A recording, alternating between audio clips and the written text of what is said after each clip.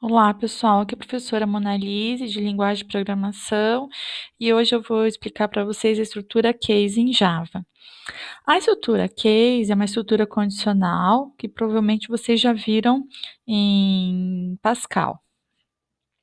Então, em alguns programas, né, existem algumas situações que são mutuamente exclusivas, ou seja, se uma situação for executada, as demais não serão. Quando for este o caso, o comando seletivo é o mais indicado, até porque às vezes nós temos muito ifs encadeados, né? Então, if, else if, else if. Então, quando acontece muito isso, às vezes é melhor utilizar a estrutura case, porque o código fica mais visível, o código fica mais limpo, até mais fácil de fazer, tá? Então, em Java, a gente tem a seguinte sintaxe. A gente tem aqui o comando switch e a variável, uma variável que nós declaramos. Então, quando você digitar esse valor e ficar armazenado nessa variável, ele vai verificar. Se o valor for 1, né, a lista de comandos, se o valor for 2 e assim por diante.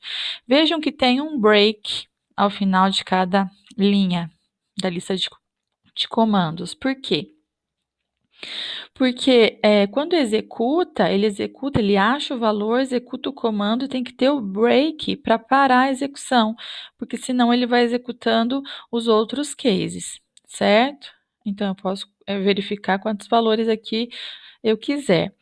O default é se ele não achar, né? Se não tiver entre esses valores da lista aqui acima, o default serve para executar uma outra lista de comandos. Seria mais ou menos um else, né? Que a gente já viu. Então, o comando switch, né, a variável, ele vai analisar o valor dessa variável para decidir qual case será executado. Lembrando que, quando você declarar a variável, tem que ser do tipo int, short, byte ou char, tá? Ele aceita só esses tipos. O comando break ele deve ser utilizado para impedir a execução dos comandos definidos nos cases subsequentes. Senão ele executa todos os outros demais.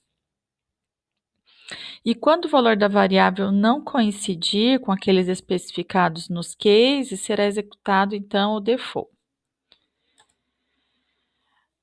Então, vou dar um exemplo aqui, né?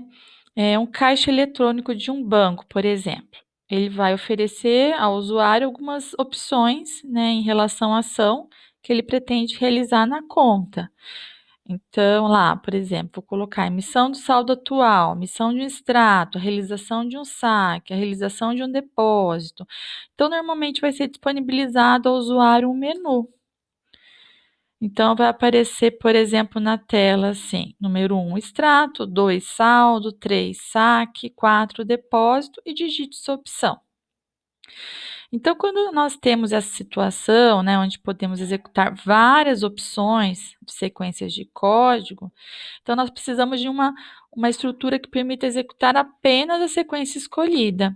E por isso nós utilizamos a estrutura case nesse caso. Então, eu vou mostrar aqui um programinha que eu fiz, né, no NetBeans. Vejam aqui, eu criei uma variável leitor do tipo scanner, né, para poder ser digitado um número. Aí aqui eu coloquei as opções, né, para o usuário verificar qual ele quer. Então, número 1, extrato, 2, saldo, 3, saque, 4, depósito. E uma mensagem para que ele digite a opção. Declarei uma variável número do tipo int e que vai receber a variável leitor do tipo scanner, né, que está aguardando uma variável do tipo int. Digitei esse valor, fica armazenado em número. Então, aqui o switch vai verificar, né? Então, caso seja o número 1, vai executar a sequência de comandos para emissão de um extrato. E daí ele dá o break, né? Ele para daí aqui. Caso for o 2, sequência de comandos para emissão de saldo. Break também, ó. Caso 3, sequência de comandos para emissão de um saque. Break. Caso 4, sequência de comandos para emissão de um depósito. Break. E aqui o default, por quê? Porque se eu digitar algum número que não esteja entre 1 e 4, ele vai escrever lá opção inválida, certo? Vejam que depois do switch eu abro a chave e fecho a chave, tá? E aqui as chaves, aqui que fecha a classe principal e aqui que fecha a classe.